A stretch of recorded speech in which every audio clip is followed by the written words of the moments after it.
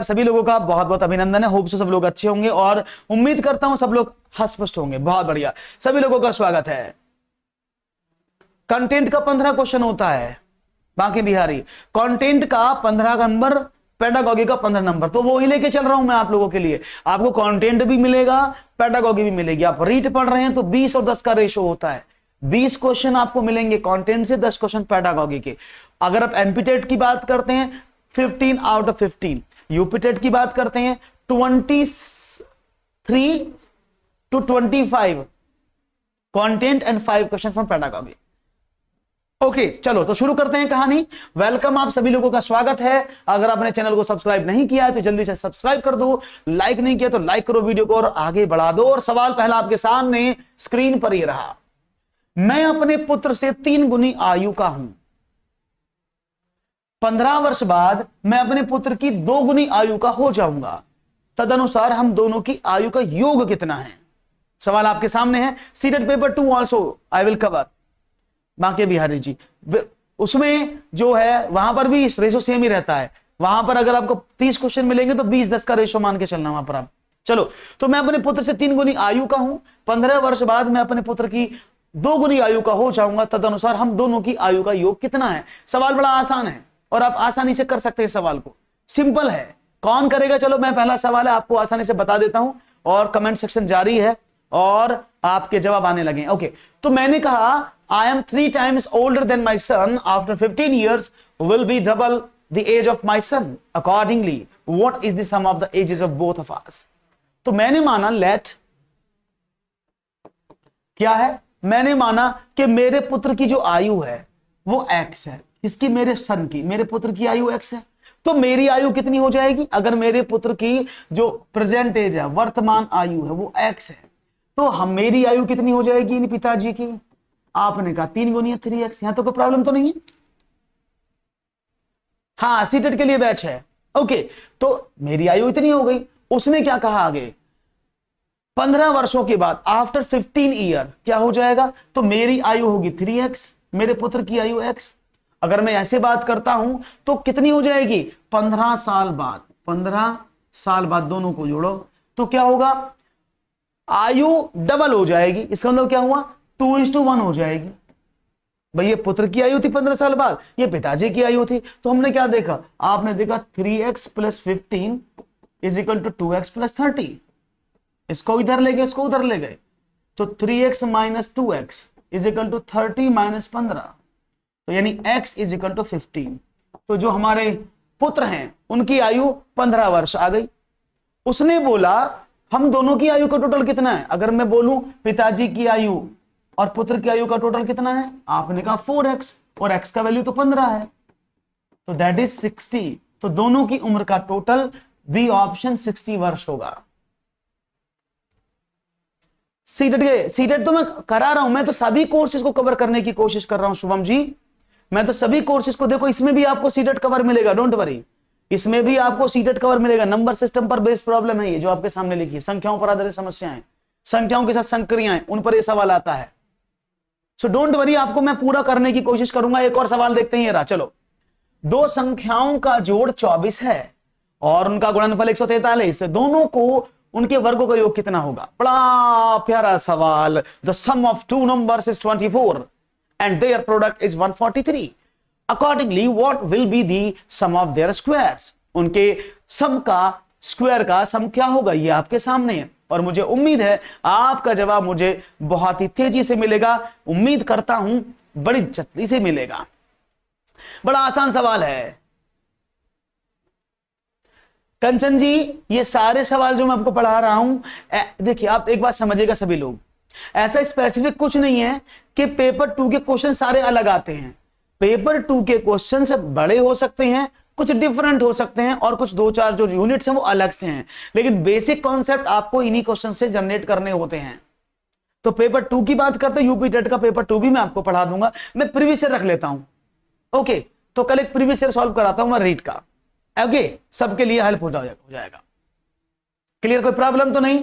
Okay, तो अब सवाल देखते हैं। 2 संख्याओं का जोड़ 24 है, तो ये सिंपल था। अगर मैं ए और बी को जोड़ूं तो 24 है, वो कोई प्रॉब्लम नहीं। उसने कहा इनका गुणनफल 143 है। अगर मैं दोनों की मल्टीप्लाई कर दूं तो कितना है? आपने कहा सर 143 है।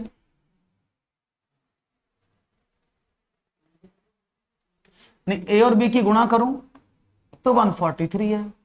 उसने बोला उनके स्क्वायर का सम निकालना है। तो अगर मैं इस वाली संख्या का स्क्वायर कर दूं, इधर देखो, ए प्लस बी का अगर मैं होल स्क्वायर कर दूं तो क्या होगा? आपने कहा sir a square b square plus 2ab। अब आपको ये तो पता है ए प्लस बी कितना है? 24। तो आपने लिखा 24 का स्क्वायर इज इक्वल टू, इसका वैल्यू निकालना था क्योंकि उसके वर्गों का सम यही तो है, उनके वर्गों का योग। ए स्क्वायर और बी स्क्वायर दोनों वर्ग हो गए। आपने 2ab लिखा है तो 2 इंटू ए बी कितना है? आपने कहा ए बी है 143। क्लियर है? कोई प्रॉब्लम? तो इसको उधर भेज दें। 24 का वर्ग कितना होता है? जल्दी से बताएगा कौन मुझे? 24 का वर्ग, यस 574। 24 का वर्ग देखेंगे। जल्दी कौन बताए? गुरुजी नमस्कार, कैसे हैं अर्पित? जल्दी से बताइए अर्पित, क्या आंसर है आपका? यस अर्पित, अभी पूछूंगा। ओके सी, ओ आंसर दे दिया। 24 का वर्ग नहीं बताया मुझे किसी ने। ऐसा नाइंसाफी कैसे काम करोगे? ऐसे तो नहीं चलेगा ना। बहुत बढ़िया मनोहर, 576, वेरी गुड। तो 576 में से घटा दें, 14 दूनी 28 और 6 ऐसे कटेगा ना। घटा दो इसको, तो 6 में से 6 गया 0, 17 में से 8 गए 9 और 290 is the right answer. Option number C एकदम करेक्ट आंसर है। बहुत बढ़िया जवाब। तो ये नंबर वाले सवाल, ऐसे वाले सवाल आपको बहुत ज्यादा मिलेंगे एग्जामिनेशन में। तो be ready, be prepare for the same. और हम बढ़ते हैं एक और सवाल की तरफ। खूबसूरत सवाल, वन मोर आपके सामने। चलो, इतना सिंपल सवाल है, सिर्फ कैलकुलेशन का हलवा टाइप सवाल है। जल्दी से, देर ना करना, आंसर पोल में चाहिए। 23 multiply by 64 minus 24 divide by 100 का मान कितना है? बहुत सिंपल सवाल है। यूपिटर प्लस सी के लिए, हाँ बिल्कुल बिल्कुल कोई इशू नहीं है अर्पित। अगर आप कंटेंट की बात कर रहे हैं, आप यूपिटर प्लस सी यानी पीईटी के बारे में बात कर रहे हैं, तो कोई प्रॉब्लम नहीं। You can easily understood this concept, no issue, कोई प्रॉब्लम नहीं। अगर आप चाहें तो पढ़ सकते हैं, इससे कोई फर्क नहीं पड़ेगा। और सवाल का जवाब दीजिएगा क्योंकि पीईटी में मैथमेटिक्स कॉमन है। तो यहां पर जवाब का इंतजार, ऐसा लग रहा है डॉन का इंतजार था ना 7 मुल्कों की पुलिस को, ऐसे ही मुझे इंतजार है आपके आंसर का। कितनी देर में दे देंगे आप? शाबाश। तो जवाब मिलने लगे। ओके, देखते हैं। बस सिंपल था ना भाई। सबसे पहले हमें ब्रैकेट को ओपन करना पड़ता है, क्योंकि अकॉर्डिंग टू रूल क्या कहा जाता है कि सर सबसे पहले ब्रैकेट को ओपन करो, क्योंकि बोर्ड मास के अकॉर्डिंग पहले ब्रैकेट ओपन होगा ना। तो हमने क्या काम किया? 23 मल्टीप्लाई बाई 40, ठीक है। अब डिवाइड बाई 100, यानी अब क्या करें? इस पहले डिवाइड करते हैं ना, तो 23 मल्टीप्लाई बाई 40 अपॉन 100। अब एक 0 से 0 कट गया। 23 चौके 92 होते हैं। 92 में अपने 10 का डिवाइड कर दिया, आपको 9.2 आंसर आ गया, जो कि ऑप्शन नंबर ए था। बहुत बढ़िया जवाब, वेरी गुड। बोर्ड मार्क्स लगाओ, आंसर पाओ, बहुत अच्छी बात है, बहुत बढ़िया। एक और सवाल, इसमें ज्यादा टाइम नहीं लगाएंगे, एक और सवाल लेंगे। चलिए, यदि y और 1/y का माध्य m हो, तो m³ और 1/y³ का माध्य क्या है? बहुत सिंपल सा सवाल, मैं चाहूंगा आप लोगों से मुझे मिले। यदि y और 1/y का माध्य m है, तो आपको बताना है y³, ये y है, इट्स नॉट m, y³ और 1/y³ का माध्य क्या होगा, ये आपको बताना है। तो देखते हैं आपका जवाब हमें क्या मिलता है। ओके, तो मुझे उम्मीद है कि आपका जवाब बड़ी आसानी से मुझे मिल जाएगा और कोई प्रॉब्लम नहीं होगी। सिंपल सवाल है। और यहां पर ऑप्शन लिखे m इंटू m³ -3। अब ये मत सोचना सिर्फ बड़ा है तो बेहतर उसे कर दो। अच्छा सवाल है, उम्मीद करता हूं आपका आंसर बड़ा अच्छे से मिलेगा, और मुझे ये विश्वास भी है कि आप इस सवाल का आंसर बहुत अच्छे से देंगे। चलो, बहुत अच्छी बात मुझे लग रहा है आपका। तो यहां पर जवाब आ रहा है आपका, लेट्स सी। तो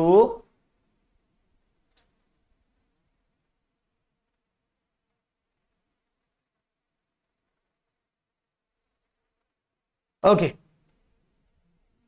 सी m³ - 3 मुझे आंसर मिला। यहां पर सबसे पहले किसने कहा है आंसर, अभी देख लेते हैं।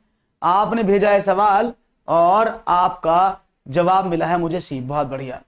तो यहां पर देखते हैं आपका जवाब सी, और कुछ लोग कुछ और बोल रहे हैं। ओके, एक मिनट, वेट ए मिनट, शायद ऑप्शन में कुछ गड़बड़ी सी मुझे लग रही है।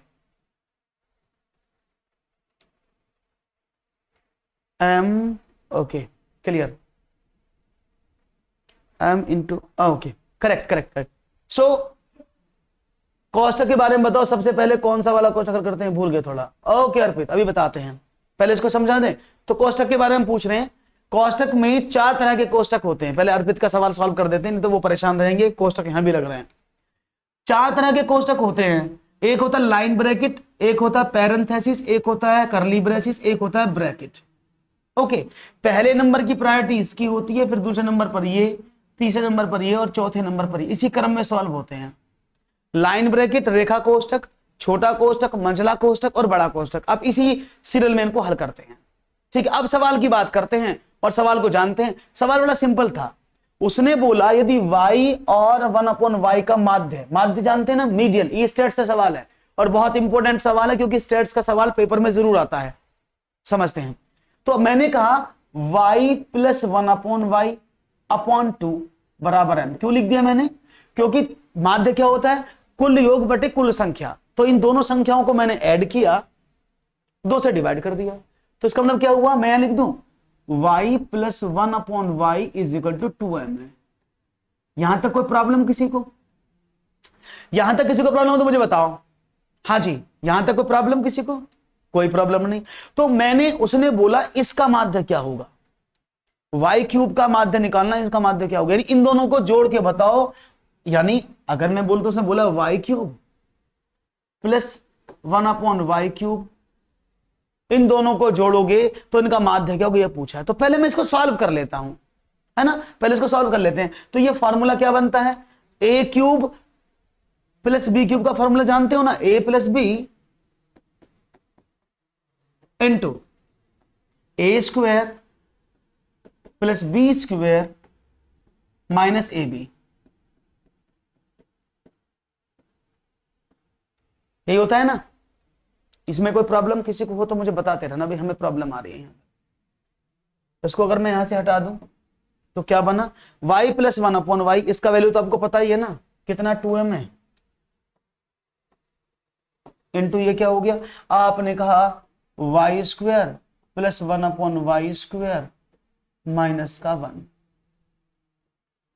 Is it clear. यहां तक अगर किसी को भी प्रॉब्लम आ रही हो तो भाई मुझे बता दे कि सर मैं प्रॉब्लम यहां पर आ रही है। क्लियर है, ओके, ये यहां तक क्लियर हुआ। अब हमने y² + 1/y² का भी स्क्वायर तोड़ मारा। अगर मैं y + 1/y का स्क्वायर करता हूं तो ये क्या होना चाहिए, आपने कहा कि सर y² + 1/y² +2, तो 2 आना चाहिए। तो इसको मैं कैसे हटा सकता हूं, अगर मैं इसको 2 हटाना चाहूं और यहां पर लिखना चाहूं तो मैं क्या लिख सकता हूं, आपने कहा कितना है, +2 है ना यहां पर। तो यहां पर अगर मैं +3 जोड़ दूं और 3 घटा दूं तो मेरा काम बन जाएगा, बन जाएगा कि नहीं बन जाएगा, बस तो हो गया सवाल। अगर मैं इसकी बात करता हूं y + 1/y की, तो 2m तो ये हो गया, इनटू इसकी बात करता हूं, स्क्वायर खोल दिया मैंने, तो क्या होगा 2m का होल स्क्वायर -3। क्लियर, कोई प्रॉब्लम, सिंपल थ्योरी है, कुछ भी प्रॉब्लम नहीं है। अब मुझे इसका निकालना था क्या, माध्य, तो इन दोनों को मैं 2 से डिवाइड और कर देता हूं, तो ये कितना हो जाएगा, 2 से 2 कट जाएगा, तो क्या बचा 2 × 2 = 4। तो right option is m = 4m³ - 3। तो प्रोसीड कर सकते हैं, कोई प्रॉब्लम नहीं होनी चाहिए। एक स्टेप बता दिया क्योंकि आगे वाला सवाल भी लेना है, इसीलिए इसको कहो तो मैं फिर डिटेल में और आगे बता दूं। तो ये तो समझ में आ गया यहां तक, इसके आगे करना चाहो तो यू कैन प्रोसीड, अदरवाइज मैं ही कर देता हूं, चॉइस आपकी है। ठीक है भैया, ओके। ये पूरे का स्क्वायर है, इसको 2m² जो लिखा है ये पूरे का स्क्वायर है। ऐसे कभी सोचो 4 कहां से आ गया, 2 × 2 = 4 इसलिए लिख दिया है। ओके, चलो तो आगे बढ़ते हैं, एक और सवाल ले। तो राइट ऑप्शन था ऑप्शन नंबर डी। ठीक है भैया, एक और बढ़ते हैं आगे। चलो, अपर्णा ने 4 गाड़ियों में क्रमशः 500 रुपए 75 पैसे, 1050 रुपए 45 पैसा, 400.99 यानी 400 रुपए 99 पैसा और 800 रुपए 50 पैसे का पेट्रोल डलवाया। पेट्रोल डलवाने के बाद उसके पास 247 रुपए 31 पैसे शेष बचे। अपर्णा के पास कुल कितनी धनराशि थी? तो जानना चाहूंगा कितनी धनराशि थी। अब तेजी से, मुझे उम्मीद है कि आप जरूर बताएंगे क्या इसके पास धनराशि कितनी थी। ऑप्शन है 2500, 2200, 2700 या फिर 3000। जल्दी जल्दी से बताओ आंसर। बहुत ही क्वेश्चन थोड़े से अलग हैं, नहीं बाकी क्वेश्चन जो आप करते थे इससे पहले वाला क्वेश्चन जो स्टैट्स का किया, नॉर्मल किया था, वो थोड़ा सा टिपिकल हो गया है। कोई बात नहीं है, रीड में इस तरह के सवाल कई बार आ चुके हैं। जल्दी से चाहूंगा जवाब मिले। कर पाए, बहुत सिंपल है, आप आसानी से कर सकते हैं, कोई भी प्रॉब्लम नहीं होगी अगर आप चाहेंगे तो। देखो समझ लेते हैं। उसने कितने का डलवाया? 500 रुपए 75 पैसे का डीजल ये डलवाया, पेट्रोल। 1050 का ये डलवाया, 400 रुपए 99 पैसे का ये डलवाया और 850 पैसे का ये। टोटल कितने का डलवाया? जोड़ दे, 5 5 10 और 9 19, 7 4 11 और 1 12 और 9 21 और 21 और 5 26, हां से लगे 2, तो यहां पर 2 आ गया, यहां पर 5 आ गया, तीसरा 5 और 4 9 और 8 17 और 1, तो ये आना चाहिए 2700, एक और एक 2, 2752 रुपए 69 पैसे। Is it clear? यहां तक कोई प्रॉब्लम तो नहीं है। अब क्या करें? उसके पास कितने बच गए? 247 रुपए 31 पैसा। जोड़ दे, 9 और 1 10, 6 3 9 और 1 10, 2 और 7 9 और 1 10, 5 4 9 और 1 10, 7 2 9 और 1 10, 2 और 1 3। अरे वाह, 2 अंक बाद दशमलव, तो यानी 3000 रुपए उसके पास। सिर्फ जोड़ना था, बाकी कुछ नहीं करना था। बहुत बढ़िया, बहुत बढ़िया, क्लियर है? भीबा अभी बताएंगे, भीबा आपका सवाल भी। Is it clear now? आगे बढ़ूं, एक सवाल और लिया जाए। Okay, very good. एक और, चलो। यदि दो संख्याओं का अंतर तथा गुणनफल क्रम से 5 तथा 36 है तो उनके व्युत्क्रमों का अंतर कितना है? उनका व्युत्क्रम means inverse. If the difference in product of two numbers are 5 and 36 respectively, then the difference of their inverse is 5 by 36, 31 upon 36, 5 upon 9 और 9 upon 5। सबसे इजी टैग। ओके भाई, शेयर करते रहो, लाइक करते रहो, लाइक बड़े कम है, शेयर करते रहो, आगे बढ़ाते रहो दोस्तों, तभी बात बनेगी। ऐसे कैसे काम चलेगा? इतना ठंडे पड़ जाओगे तो कैसे काम चलेगा? जल्दी से बढ़ाओ। Okay, let's see what will be the right answer. तेजी से, वीर तुम बड़े चलो, धीर तुम बड़े चलो, और आगे मुझे आंसर बताते चलो। ओके, देखते हैं। देखो, हम सवालों अपने माना कि दो संख्याएं हैं, ये संख्या होगी ए, ये होगी बी। अंतर बोला है, चलो मैंने दो संख्याएं पहले मान ली कि ये दो संख्याएं भाई ऐसे ऐसे हैं, ए और बी दो संख्याएं हैं। उसने कहा संख्याओं का अंतर, यानी अगर आप a माइनस बी करते हैं तो कितना मिलता है? आपने कहा सर इनका अंतर करने पर 5 आता है। इनका गुणनफल करें तो a इंटू बी, वो कितना आता है? उसने कहा सर अंतर करने पर 36 आता है। उसने बोला व्युत्क्रम। ये व्युत्क्रम क्या है? अब इनवर्स बोला है। अब ये इनवर्स क्या होता है? यानी उसने पूछा है कि a का इनवर्स क्या होगा? 1/a, b का इनवर्स क्या होगा? 1/b। इनका अंतर क्या होगा? 1/a minus 1/b। ठीक है भैया। अब मैंने इसका एलसीएम ले लिया ए बी, तो ऊपर क्या आया? a से a कटा, b माइनस का a। ठीक है, लेकिन मेरे पास तो a माइनस बी है, तो यानी उसने ये पूछा है। या आप क्या कर सकते हैं, नेगेटिव बाहर निकालें तो ये क्या हो जाएगा? ये हो जाएगा ऐसे कि माइनस का a माइनस का b अपॉन ए बी। वो इसका वैल्यू पूछ रहा है आपसे, कोई प्रॉब्लम तो नहीं है? इसका वैल्यू आपसे पूछा। अब आप देखो a माइनस बी का वैल्यू तो 5 लिखा है आपके सामने, साफ साफ 5 तो लिखा है। तो माइनस का भार था 5 ये, और ए बी का वैल्यू 36 लिखा है, तो 5/36 वो भी नेगेटिव। इसलिए यहां पर आंसर को आपको नेगेटिव करना होगा। अगर आप इस वैल्यू को लेते हैं, आप पॉजिटिव लेंगे तो कोई प्रॉब्लम नहीं है, लेकिन आंसर 5/36 ही रहेगा। ठीक है, कोई प्रॉब्लम तो नहीं किसी को? Okay, very good. क्लियर है भाई, समझ में आ गया? तो 5/36 नेगेटिव लगाओ इस पर। हाँ 37 नहीं होगा, दैट इज 36, इट्स 36। ओके, क्योंकि जब आप 2 नंबर को घटा रहे हैं तो हमें वैल्यू वो चाहिए। या फिर अगर आप चाहते तो इसको कैसे कर सकते थे, अभी बताता हूं। अगर आप पहले इसको संख्याओं को अंतर कर रहे थे ना, तो आप ऐसे करते 1/b - 1/a, तो इसका एलसीएम ए बी आता, तब बी से बी कटता तो a - b आ जाता। तो इसके अकॉर्डिंग अगर यह माइनस नहीं होता तब भी आंसर यही लगाते, positive. It's depend on the situation कि उसने क्वेश्चन में क्या दिया है। हालांकि इसका सही तरीका वही है, जो संख्या पहली है उसी से घटाते हैं, गणित का रूल यही कहता है। कभी बाद में जाकर गड़बड़ कर दो। गणित का रूल क्या कहता है, जो उसने बोला है कि 2 संख्याएं उनका अंतर, तो अंतर मतलब ये है, लेकिन क्वेश्चन के अकॉर्डिंग इसमें प्लस नहीं लगाया माइनस, तो आंसर भी यही होगा, क्योंकि अगर वो बी में से को हटाएगा तो पॉजिटिव आंसर आ सकता है। हाँ कोई बात नहीं, बात समझ में आ गई? तो राइट ऑप्शन था ऑप्शन नंबर ए। क्लियर है, बात समझ में है? ओके, एक और बढ़ते हैं नए सवाल की तरफ। ये रहा, चलो। ए और बी किसी काम को 12 दिन में कर सकते हैं, बी और सी उसी काम को 15 दिन में कर सकते हैं, सी और ए उसी काम को 20 दिन में कर सकते हैं। तो ए अकेला उस काम को कितने दिन में पूरा करेगा? सवाल बड़ा अच्छा सा, सुंदर सा है और प्यारा प्यारा सवाल है, जल्दी से उत्तर दीजिएगा। क्या करना है चाहते हो, क्या कहना चाहते हो? ओके, पानी उठा लो, बताऊंगा अभी। Okay, is it clear now? Okay, सवाल देखते हैं। आप भी करना, हम भी करते, साथ मिलके काम करते हैं। Then A and B can do a work in 12 days, B and C can do this work in 15 days, and C and A can do the same work in 20 days.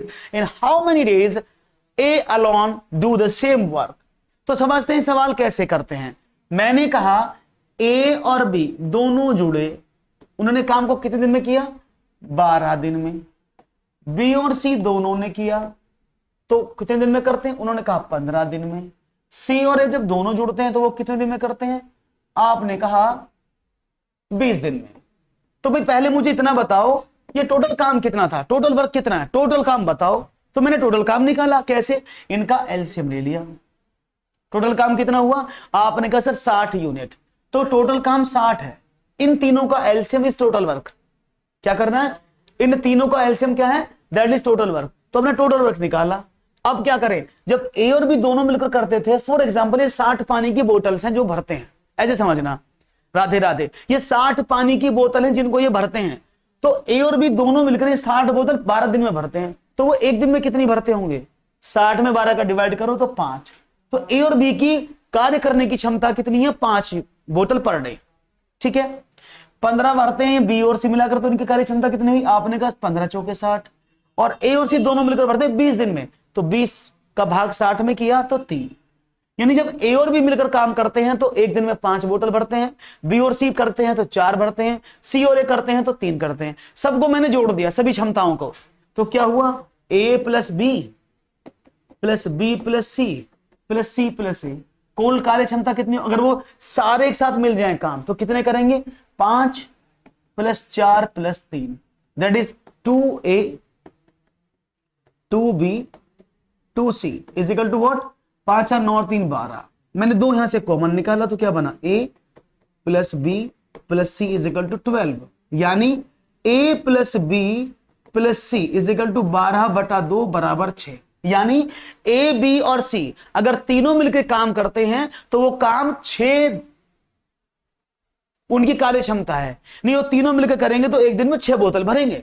ये आपको समझ में आया? ए बी सी, उसने क्या कहा था कि ए अकेला काम को कितने दिन में पूरा करेगा। तो भाई अगर मुझे ए का निकालना, मुझे पता लगा कि ए बी और सी तीनों मिलकर कितनी बोतल भर रहे हैं। आपने कहा ए बी और सी तीनों मिलकर एक दिन में 6 बोतल भरते हैं। और अभी हमने क्या निकाला था कि बी और सी मिलकर तो 4 बोतल भरते हैं, अभी निकाला था ना। तो अगर मैं बी और सी की 4 बोतल यहां घटा दूं, इसकी जगह 4 पुट कर दूं, तो मुझे क्या मिलेगा? ए का वैल्यू 2 आया ना, 4 को उधर भेज दिया। तो नहीं, ए एक दिन में 2 ही बोतल भरता है, ओनली 2 बोतल्स, 2 बोतल भरी जाती है इसे। और टोटल बोतल कितनी है? 60। तो कितने दिन में भर देगा? 60 बोतल, एक दिन में 2 भरता है, तो 30 दिन में अकेला ए इस बोतल को भर देगा। तो right option option number C आप देख रहे हैं स्क्रीन पर, नॉट 40 इट्स 30। समझ में आ गया भाई सब लोगों को? कोई प्रॉब्लम हो तो मुझे बताते रहा करो आप। डन? समझ में आया पूरा सवाल? तो आपको वो नहीं करना कि 1/10, 1/20, 1/30, ये बहुत ज्यादा टाइम लेगा। राइट ऑप्शन था ऑप्शन नंबर सी, एकदम सही पकड़े हैं आप और सही जवाब आपका, बहुत बढ़िया। एक और सवाल आपकी स्क्रीन पर रखता हूं और देखता हूं तो कार्य समय आपको समझ में आया कैसे करते हैं, इजीली हैंडल हो गया ना, दैट्स वेरी नाइस। तो कार्य समय आपको समझ में आया है। एक और सवाल आपके स्क्रीन पर, चलो ये रहा क्वेश्चन है, ट्राइंगल एबीसी की भुजाओं के मध्य बिंदु क्रमशः डी, ई और एफ हैं। सवाल को बहुत ध्यान से सुनिएगा, ध्यान से समझिएगा तभी सवाल होगा। एबीसी की भुजाओं के मध्य बिंदु, मिड पॉइंट, क्रम से डी, ई और एफ है। निम्न में से कौन सा कथन सत्य है? ट्राइंगल डीईएफ का क्षेत्रफल ट्राइंगल एबीसी के क्षेत्रफल के बराबर है। एक बार और ओके जानवी बताते हैं, ट्राइंगल डीईएफ का क्षेत्रफल 1/2 ट्राइंगल एबीसी का क्षेत्रफल है। ट्राइंगल डीईएफ का क्षेत्रफल 1/3 ट्राइंगल एबीसी का क्षेत्रफल है, या फिर ट्राइंगल डीईएफ का क्षेत्रफल ट्राइंगल एबीसी के क्षेत्रफल के बराबर है। अच्छा, 2 बार एक साथ लिख गया तो उसको थोड़ा चेंज कर लेते हैं, इट्स 1/4। ओके, इसको भाई यहां पर 1 था, यहां 2, आधा, यहां 1 3 1 4, तो कौन सा सवाल आपका आंसर सही होगा? देखते हैं जवाब क्या मिलता है। सवाल के अकॉर्डिंग आपको समझना है, ये एक ट्रायंगल है, इसके मध्य बिंदुओं पर ये दिए हुए और मध्य बिंदुओं से भी एक एंगल बनाया गया है। ऑप्शन आपके सामने है एबीसीडी के रूप में, कौन सा ऑप्शन को चूज करेंगे आप? डी ऑप्शन को चूज करेंगे कि डीईएफ का क्षेत्रफल बराबर 1/4 इंटू एबीसी का क्षेत्रफल। क्या बात है, बहुत बढ़िया। तो तालियां जानवी आपके लिए, आपने एकदम सही समझा है, दैट इज बहुत बढ़िया। क्यों? क्योंकि इस पूरे ट्रायंगल के, किसी भी ट्रायंगल के जब मध्य बिंदुओं से कोई कोण बनाया जाता है, कोई ट्रायंगल बनता है, इंस्क्राइब होता है, तो वो उन सभी एंगल का जो रेशो होता है वो 4 भाग में टूट जाता है। यानी हर एक इक्वल पार्ट में 4 भाग में, जैसे आप देख रहे हैं ना, 1 2 3 4, ये 4 हो गए ना, 4 ट्रायंगल बने और वो सभी इक्वल होते हैं। एरिया में सभी इक्वल होंगे जब भी आप मध्य बिंदु से बनाओगे। हो सकता है वो टेढ़े मेढ़े दिखे आपको, लेकिन वो उनका एरिया सबका बराबर होगा। ठीक है, तो अब इसका मतलब क्या, अगर मैं पूरे ट्रायंगल का एरिया निकालूं तो ट्रायंगल क्या था? एबीसी। और अगर मुझे इसका निकालना, इसका निकालूं, इसका या इसका, किसी का भी, तो मतलब कि ये चौथा, ये 4 एंगल है ऐसे, तो अगर इसमें मैं 4 का भाग कर दूंगा तो मुझे हर किसी एंगल का पता लग जाएगा, और वही आपका सही जवाब था, that is D is the right option. बहुत बढ़िया, ग्रेट एफर्ट। एक और सवाल, चलो बढ़ते हैं आगे, वन मोर क्वेश्चन। तेजी से चलेंगे जिससे कि आपके सवाल तेजी से होते रहे और आपको कोई प्रॉब्लम, कोई टेंशन, कोई शिकायत ना आए। एक और सवाल, चलो। 2 कोटि पूरक कोणों का अंतर 40 डिग्री है, दोनों कोण होंगे। आहा, कितना आसान सवाल है। The difference of 2 angles of complement is 90 और is 40 degree, both angles will be what? बताओ भाई जल्दी से जवाब। ये तो आप ऑप्शन से भी कर सकते हैं, कितना आसान सवाल है। आप ऑप्शन को भी यूज कर सकते हैं, आप क्वेश्चन को भी यूज कर सकते हैं, there lots of things you can do. और ये लाइक भी कर सकते हैं आप, वैसे आप, ऐसी बात नहीं, आप लाइक भी कर सकते हैं, उसका कोई पैसा वैसा थोड़ी लगता है? करते रहो, उसको बढ़ाते रहो, ऐसे काम थोड़ी चलेगा। हाँ, बढ़ाओ बढ़ाओ बढ़ाओ, शाबाश। देखो, तो 2 कोटि पूरक कोणों का अंतर 40 डिग्री है। तो पहले बता दूं कोटि पूरक कोण होते क्या हैं, शायद आप सभी जानते हैं। अगर 2 एंगल्स को जोड़ा जाए और उनका टोटल 90 डिग्री आ जाए तो उसी को क्या बोलते हैं? कोटि पूरक कोण बोलते हैं, या इनको पूरक कोण बोलते हैं, या फिर इनको कॉम्प्लीमेंट्री एंगल बोलते हैं। अगर मैं इसमें बात करूं आपसे, उसने बोला दोनों का अंतर, उसने बोला angle A minus angle B, बोला दोनों का अंतर 40 डिग्री है। तो भाई मैंने इसको सॉल्व कर दिया, दोनों को जोड़ दिया, तो 2 एंगल ए कितना आया? आपने कहा 130, तो ए कितना आया? आपने कहा 130 में भाग मार दो 2 का, 65। जब 165 है, इसके वैल्यू हम पुट कर दो, बी कितना आया? आपने कहा ओ 65 हो जाए भाई, तो कितना आया? आपने कहा sir 35। Wait a minute, 25। Okay, तो देख रहे हैं, तो ऑप्शन क्या मिला? 25 एंड 65। इसको रब कर देते हैं, यहां पर ज्यादा खट्टा हो गया, b इज इक्वल टू 25। तो यहां पर 2 कोण मिले आपको। अब इसमें आप एक काम और भी कर सकते थे, ए नहीं है, ए नहीं, it's not the right answer. अब इसमें देखो, ये तो मैंने पूरा प्रोसेस बताया कि एक कोण 65 का, एक कोण 25 का है, हालांकि option number C is correct, C is the correct answer, है ना। लेकिन आप उसको कैसे निकाल सकते? देखो, आप सब जानते हैं 2 कोणों का योग 90 डिग्री होता है, तो अब दोनों कोणों को जोड़ लो। 65 और 30 100 होता है, तो ये तो नहीं होगा 90 के बराबर। 70 30 भी 100 होता है, ये भी 90 के बराबर नहीं है। 110 और 170 180 के बराबर होता, होना चाहिए 90 के बराबर, सिर्फ यही ऑप्शन बचता है। तो आप इसको ऑप्शन से भी कर सकते थे, है ना, आप इसको ऑप्शन से भी कर सकते थे ना, क्योंकि दो कॉम्प्लीमेंट एंगल का सब 90 डिग्री होता है। Is it clear? Very nice, बहुत बढ़िया। आगे बढ़े, एक और सवाल, चलो बढ़ते हैं, वन मोर क्वेश्चन देखते हैं। सबको समझ में आ गया ना? बहुत बढ़िया, वेरी गुड, सभी लोगों को समझ में आ रहा है। और ये लाइक इतना बार कहने के बाद भी एक बढ़ा है ऊपर को, बस पता नहीं, अच्छा लाइक के नाम पर कानों में आवाज गूंजने लगती होंगी, हैं? चलो देखते हैं सवाल क्या है। किसी 2 अंक की संख्या के अंकों का गुणनफल 6 है, उस संख्या में 9 जोड़ने से प्राप्त संख्या में अंकों के स्थान बदल जाते हैं, वो संख्या बताओ। सवाल आपके सामने है और उम्मीद करता हूं जल्दी से जवाब मुझे मिलेगा तो अच्छा लगेगा, तेजी से दीजिएगा आंसर।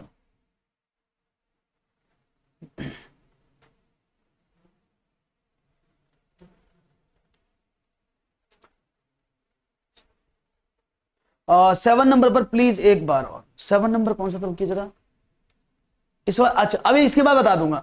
7 नंबर की बात कर रही कंचन दोबारा से, चलिए एक बार तेजी से कंचन देखो, ए और बी यहां पर लिखा था 12, बी और सी लिखा था 15 और सी और ए लिखा था 20। तो मैंने टोटल काम निकाला। टोटल काम कैसे निकालते हैं? इन तीनों का एलसीएम जो 60 आया।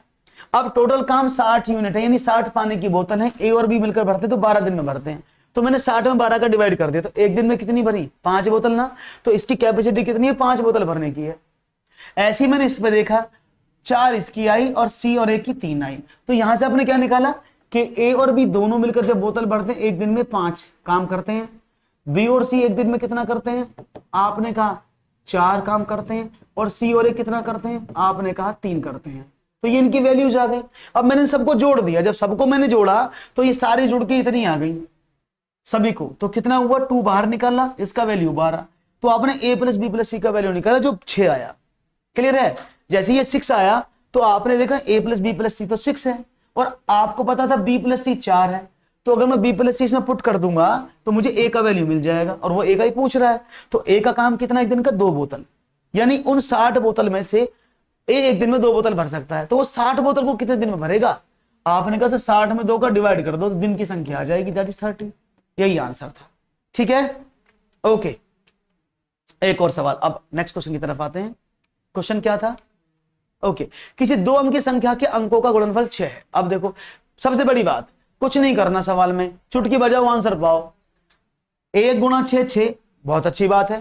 3 गुणा 5 15, 4 गुणा 3 12, 3 दूनी 6, 2 संख्याओं से तो गलत हो गई, 2 तो रॉन्ग हो गई ना, 2 तो ऑलरेडी रॉन्ग हो गई ना, क्योंकि उसने बोला दोनों का अंक 6 है, कोई प्रॉब्लम नहीं है। तो उसने देखा 2 संख्या बची, इन दोनों के 6 आ रहा है दोनों का अंकों का। उसने क्या कहा? उस संख्या में 9 जोड़ने से प्राप्त संख्या में अंकों के स्थान बदल जाते हैं। अगर मैं 16 में 9 जोड़ूं तो 25 हो गया, 25 में तो कुछ नहीं बदला, ये तो 61 होना चाहिए था। जब इसमें 9 जोड़ा तो कितना हुआ? आपने कहा 32 हो गया, अंक बदल गए। यही आंसर सही है। क्लियर? ऑप्शन से सीधा मारो अगर ऐसे क्वेश्चन आते हैं तो, बहुत बढ़िया आंसर, वेरी गुड। क्लियर हो गया ना? तो ये भी गलत हो गया, तो राइट ऑप्शन था ऑप्शन नंबर डी। क्लियर है? बहुत बढ़िया। एक और सवाल आपके स्क्रीन पर। ऐसे सवालों को देखते ही जो है ना, हड़प कर जा करो, खा जा करो, चबाए बिना एकदम पानी लिया और अंदर पी जाओ। एक और सवाल, कुछ पेडागोगी भी हो जाए, आसान आसान से पेडागोगी के सवाल पूछूंगा। निम्न में से कौन सी विधि देखो सुनो और समझो के सिद्धांत पर आधारित है? जल्दी बताइएगा, पानी भी लेता हूं।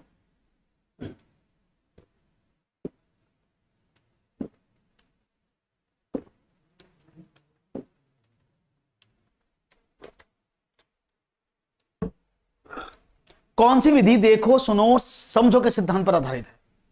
आपका जवाब क्या मिलेगा मुझे? ओहो, बहुत सब जानते हैं भाई, ये तो प्रदर्शन विधि है भाई, ये तो दैट इज डेमोन्स्ट्रेशन मेथड। बहुत बढ़िया, दैट इज डेमोन्स्ट्रेशन मेथड। अब ये डेमोन्स्ट्रेट मेथड क्या होता है? डेमोन्स्ट्रेशन मेथड हमेशा यूज किया जाता है, जैसे मैं आपको समझा रहा हूं, दैट इज डेमोन्स्ट्रेशन मेथड। यहां पर आपको देखना भी पड़ता है, सुनना भी पड़ता है, समझना भी पड़ता है। तो जब एक टीचर लेबोरेटरी में होता है या वो किसी प्रोजेक्ट को डिफाइन कर रहा होता है, तब इस विधि का सबसे ज्यादा प्रयोग किया जाता है, जिसको आप प्रदर्शन विधि, डिस्प्ले मेथड या डेमोन्स्ट्रेशन मेथड कहते हैं। बहुत अच्छा जवाब दिया आपने, वेरी गुड। एक और सवाल, कोई छात्र 5050 को 550 लिखता है, इसका अर्थ है कि क्या अर्थ है इसका? स्थानीय मान की अवधारणा का स्पष्ट ज्ञान नहीं है, संख्याओं का ज्ञान नहीं है, गणित का ज्ञान नहीं है और जोड़ का ज्ञान नहीं है। चलो बहुत बढ़िया बहुत बढ़िया, हाँ बहुत बढ़िया बहुत बढ़िया। नॉलेज अड्डा, बहुत अच्छा, बिल्कुल सही कहा आपने। किसी भी चीज का ट्रेलर टाइप देना, वेरी नाइस। ए और क्या बात है। एक बालक था, 5050 को भाई साहब 550 ही लिख दिए, बीच वाली जीरो को खा गए। स्थानीय मान गड़बड़ है, यानी ऑप्शन नंबर। अरे ऐसे सवालों को तो आप चट कर जाओगे, मुझे उम्मीद है आपसे। बहुत ही बढ़िया सवाल के जवाब। एक और सवाल आपकी स्क्रीन पर, चलो। ओहो, बचकाना सवाल, एक सवाल बचकाना भी आपको दिया जाए। गणित की प्रकृति कैसी है? Nature of mathematics is what?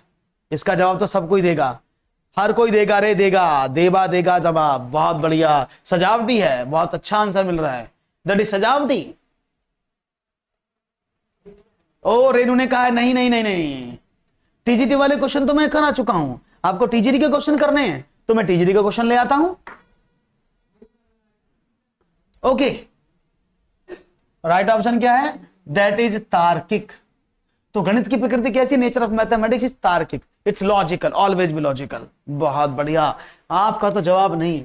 चलो, भिन्नों की संकल्पना से परिचित कराने के लिए एक अध्यापक प्रारंभ कर सकता है। To introduce the concept of fraction a teacher can start. अच्छा सवाल है, दीजिएगा सोच समझ कर जवाब। विभिन्न भिन्नों के अंश और हर की पहचान कराकर, एक संख्या रेखा पर भिन्नों को ज्ञात करके, भिन्नों को a अपॉन बी के रूप में लिखकर जहां b नॉट इक्वल टू 0 हो, या फिर उनके आसपास की वस्तुओं के भिन्नात्मक भागों की पहचान करके। तो यहां पर टूट पड़ो जल्दी से। और क्वेश्चन तो बहुत सारे हैं कंचन, क्वेश्चन तो अभी 14 ही है, अप्रोक्सीमेट 30 क्वेश्चन में एक सेट में रखता हूं, तो जवाब मिलने लगे हैं आप लोगों के। बहुत बढ़िया, very nice very nice very nice very nice. D option D option D option की बात आप कर रहे हैं, क्या बात है।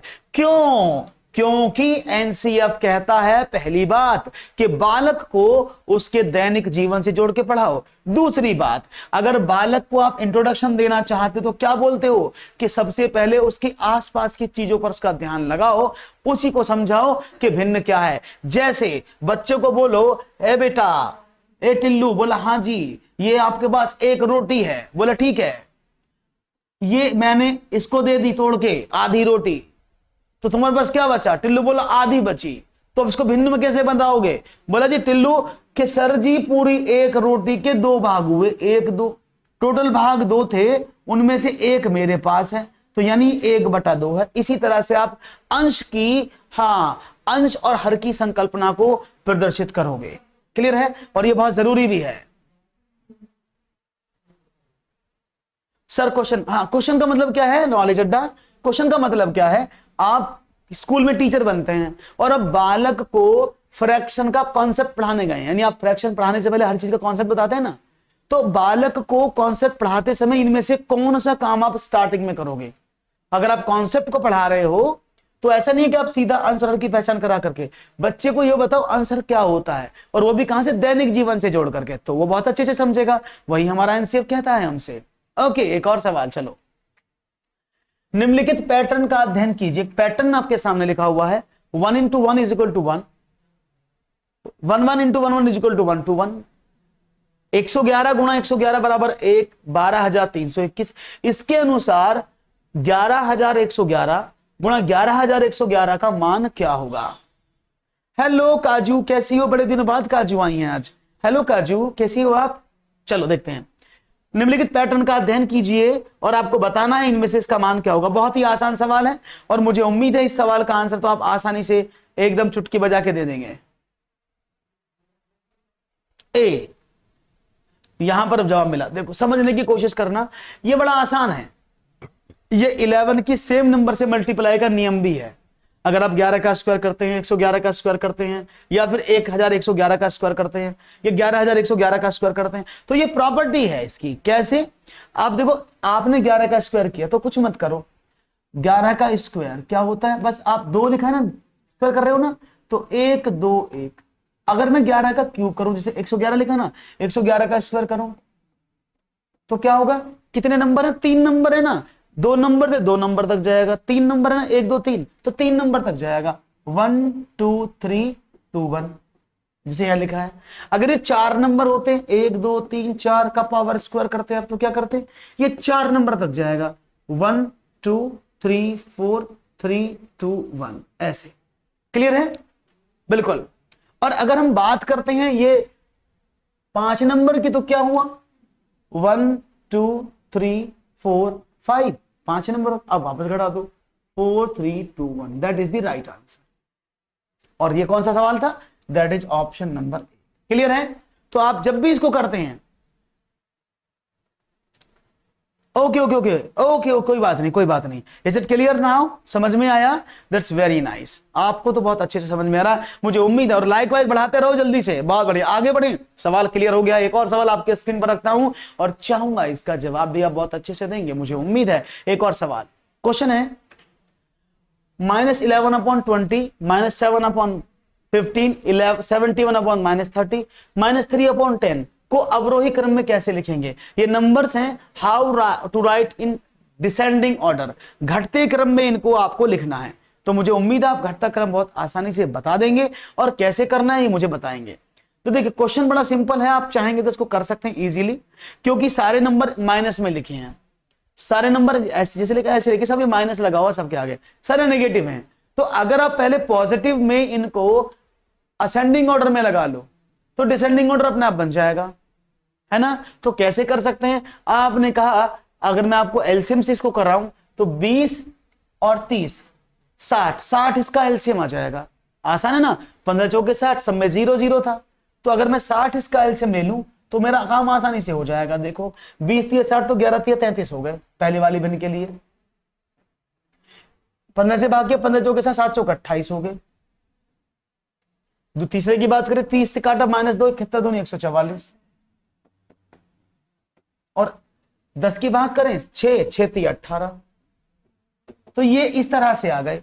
तो पहले अब देखो इनमें सबसे नेगेटिव में क्या होता है, सबसे छोटी भिन्न सबसे बड़ी। जो नेगेटिव में होता है सबसे छोटा टर्म सबसे बड़ा होता है, सबसे बड़ा टर्म सबसे छोटा होता है, ये तो आप सब जानते हैं ना। तो यानी ये -18 है, ये वैसे सबसे छोटा है लेकिन नेगेटिव में तो सबसे बड़ा यही हुआ ना। तो सबसे पहले ये वाली भिन्न आएगी, कौन सी थी ये वाली भिन्न, 3/10। तो माइनस का 3/10 पहले नंबर पे आएगी, ये सबसे बड़ा है। ठीक है, उसके बाद क्या हुआ, आपने देखा उसका 28 था, है ना, जो इससे छोटा था भाई 18 सबसे बड़ा, क्योंकि नेगेटिव में है। पॉजिटिव में होता तो छोटा होता, नेगेटिव में उल्टा हो जाता है। अब 28 वाली भिन्न कौन सी थी, ये वाली 7/15 ही थी ना दूसरी वाली भिन्न। तो इसके बाद ये आ जाएगी माइनस का 7/15। अब कौन सी भिन्न आई, आपने कहा 33 पहली वाली भिन्न, तो 11/20 और लास्ट में एक ही बच गई आपकी, कौन सी, 71/30।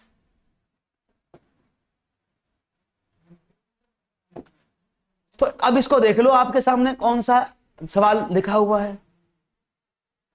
राइट ऑप्शन मिल गया। तो ऑप्शन नंबर शायद, अच्छा ये 17 है, ये उल्टा लिखा है, इसको 71 से 17 कर लेना, यहां पर 17 है ना, 17, तो 17 यानी ऑप्शन नंबर आपके सामने तो ये ए ही आ गया, है ना। तो राइट ऑप्शन ए। तो समझ में आया ना कैसे किया है। तो ऐसे सवालों को आपको करना आना बहुत जरूरी है, तभी आपके सवाल सॉल्व होंगे। तपस्या, तपस्या क्या समझ नहीं आया तपस्या आपको? तपस्या जी देखो सिंपल, देखो नेगेटिव नंबर हमेशा सबसे छोटा। अब मैं आपसे बात करूं, -3, -3 बड़ा है कि -13? तो आप कहेंगी कि सर -3 बड़ा है, क्योंकि अगर मैं 3 और 13 में पूछता तो आप कहते 3 छोटा 13 बड़ा है। जैसे इन पर नेगेटिव नंबर अप्लाई हो जाता तो ये अपोजिट हो जाते हैं। तो अब -3 बड़ा हो गया, 13 छोटा हो गया। नेगेटिव नंबर जितना बड़ा होगा वो उतना छोटा होगा। उसने बोला कि इनको डिसेंडिंग घटते क्रम में लगाओ, यानी सबसे पहले सबसे बड़ी संख्या लगाओ। आपने देखा -33, 28, 144 और 18 है, क्योंकि सबसे छोटी संख्या 18 है, वो नेगेटिव है, तो सबसे बड़ी वही तो हुई। आपने कहा ओके, तो आपने यहां पर ये लिख दिया। दूसरा नंबर देखा 28, 7/15, इन दो से ही मिल जाएगा आपको सवाल, ये वाला आंसर। क्लियर है? आप इसको ऐसे कर सकते थे। तो चलो भाई आप दीजिएगा इजाजत, अब मैं मुलाकात करूंगा आपसे नेक्स्ट सेशन में।